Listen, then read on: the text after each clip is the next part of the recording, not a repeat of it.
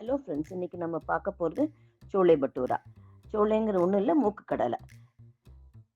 First ரவை அரை cup எடுத்துட்டுருக்கேன், தயிர் ஒரு கப்பு போட்டு நல்லா மிக்ஸ் பண்ணிக்கிறேன். நல்லா மிக்ஸ் பண்ணி அது சாஃப்ட் ஆகிற வரைக்கும் அதை எடுத்து தனியாக வச்சுக்கிறோம். இந்த மீன் டைம் இன்னொரு பாத்திரத்தில் 1.5 கப்பு மைதா, அது கூட உப்பு, பேக்கிங் சோடா, சமையல் சோடா எல்லாத்தையும் போட்டு நல்லா அதை மிக்ஸ் பண்ணிட்டு இருக்கேன். இதை நல்லா ஒன்று மாவிலோட கலக்கிற மாதிரி. இதை ஏற்கனவே பேஸ்ட்டாக எடுத்து வச்சுருக்கோம் இல்லையா, இதை எடுத்து இப்போது இந்த மைதா மாவோட கலக்க போகிறேன். மைதா மாவோட கலக்கும் போது நம்ம நல்லா மாவு பிசைகிற மாதிரி பிளெண்ட் ஆகிற மாதிரி தண்ணி தெளித்து நிறைய ஊற்றிடக்கூடாது. கொஞ்சம் கொஞ்சமாக தண்ணி தெளித்து நம்ம அதை நல்லா பிசைஞ்சு விடணும். அப்போ தான் என்ன ஆகும்னாக்கா, அது உள்ளே ஊடுருவி ஒன்றுக்கு ஒன்று சேர்ந்துண்டு, ஏன்னா இது நேச்சுரல் ஃபர்மெண்டேஷனுக்கு தான் நம்ம இதை பண்ண போகிறோம். இதுக்கு நம்ம இது சேர்க்கலை, ஈஸ்ட் சேர்க்கலை. அதனால் இதை ஈவினிங் பண்ண போகிறீங்கன்னா காத்தாலேயே இதை ரெடி பண்ணி வச்சுருங்க. அட்லீஸ்ட் 3 to 4 hours பிஃபோர் பண்ணி வச்சுருங்க. அப்போ தான் அது புசு நல்லா வரும்.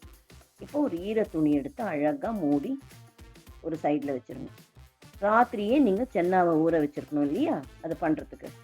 அப்போ அந்த குக்கரில் அதை முதல்ல போடுறோம் மூக்கு கடலை. அது கூட என்னென்ன சாமான் போட்டிருக்கேன் நான்: தக்காளி 2, கசூரி மேத்தி அதாவது வெந்தயக்கீரை அது 2 டேபிள் ஸ்பூனு, மாதுளம்பழத்தோல், பிரியாணி இலை, பட்டை, மிளகாய் 1, மராட்டி மொக்கு, படை இலாச்சி, சாதாரண ஏலக்காய், பெப்பர், தனியா பவுடர், கொத்தமல்லி, பெருங்காயம், காலா நமக், லவங்கப்பட்டை, அப்புறமா சால்ட்டு, டீத்தூளை ஒரு மூட்டை கட்டி போடலாம், நெய் 1 ஸ்பூன் போட்டுட்டு நல்லா தண்ணி முழுகிற அளவுக்கு நல்லா ப்ரெஷர் குக் பண்ணிடணும்.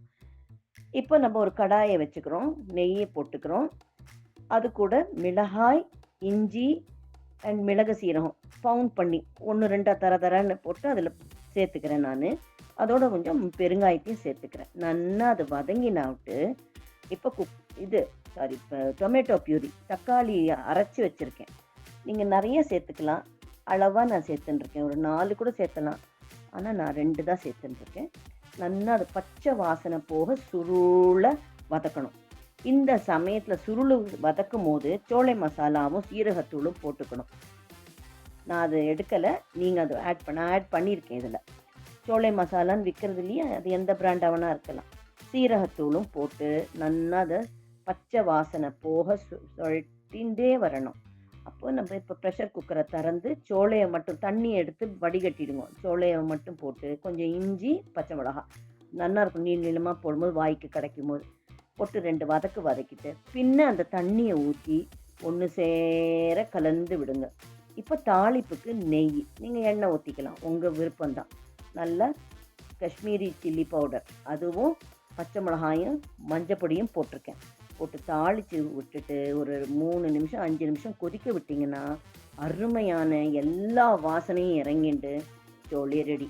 இப்போ நம்ம ஏற்கனவே பிசைஞ்சு வச்சுருக்கிற பட்டூரா அதை நம்ம எடுத்து அழகாக இட்டு எண்ணெயில் பொரித்து எடுக்க போகிறோம்.